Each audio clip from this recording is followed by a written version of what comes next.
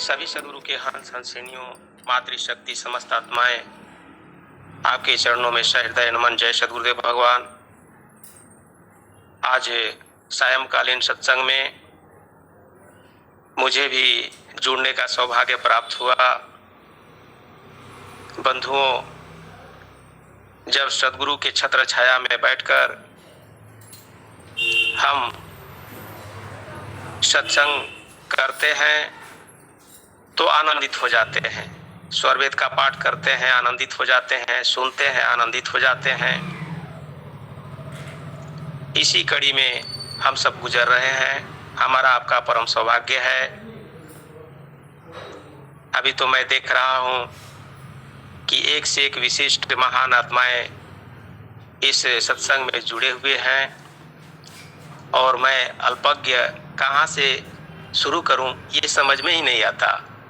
फिर भी सद्गुरु चरणों में बारंबार प्रणाम करते हुए मैं दो शब्द रखने का प्रयास कर रहा हूं। सद्गुरु प्रभु ने हम सबों को वरण कर लिया है। सद्गुरु ने ही मेरा आपका सबका बाह पकड़ रखा है। इसीलिए हम सब 30 वर्षों से, 40 वर्षों से, 25 वर्षों से आज सद्गुरु चरणों में लगे हुए हैं। यही हमारा आपका परम सौभाग्य है। सद्गुरु भगवान ने, अनंत श्री महर्षि सदाफल देव जी महाराज ने हिमालय के गुहा में कंदरा में बैठकर विश्व का अद्वितीय आध्यात्मिक सदग्रंथ स्वरवेद की रचना की। उन्होंने 3137 दोहे के लगभग रच दिए अनुभववाणी के रूप में। हमारा आपका जो है सभी का जो भौतिक तथा चेतन मार्ग प्रशस्त करने वाला वह स्वरवेद के दिव्य वाणी ही है।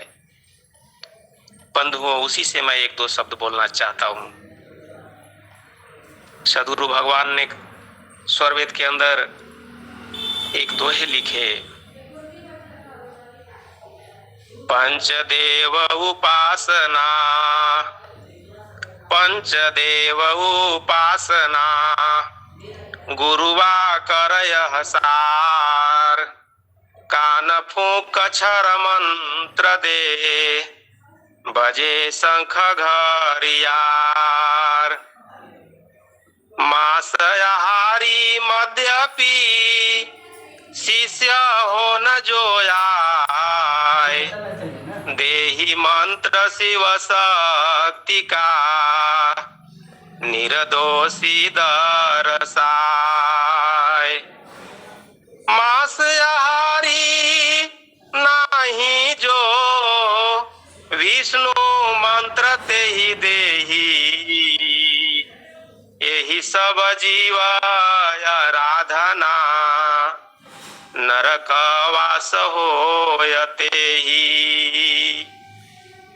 तो बंधुओं, सद्गुरु भगवान ने हम सबों को चेतावनी युक्त अमृतमय स्वरवेद के दोहे को दे दिए और इसमें संसार में आज मैं देख रहा हूं कि प्रकृति की ही पूजा तो छठ पूजा हो रही है। अभी जैसा कि मिस्टर जी बोल रहे थे, बंधुओं, यह जो छठ पूजा है इसमें भी क्या करते हैं लोग।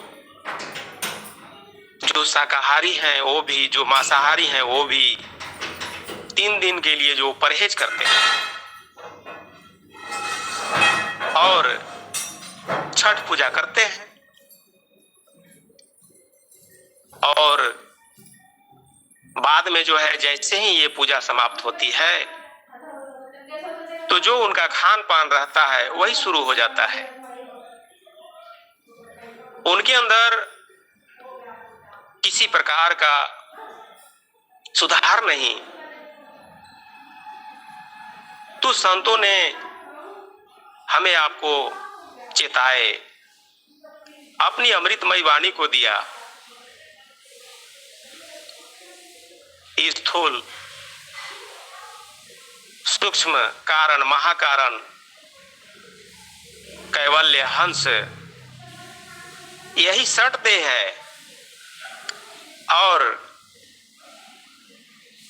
तीन जो देह है यह प्राकृतिक है और तीन जो है वह चेतन देह है। स्वामी जी ने बताए स्वरवेद के अंदर अनेक को दोहे लिख करके रच करके। स्वामी जी बताए स्वरवेद के अंदर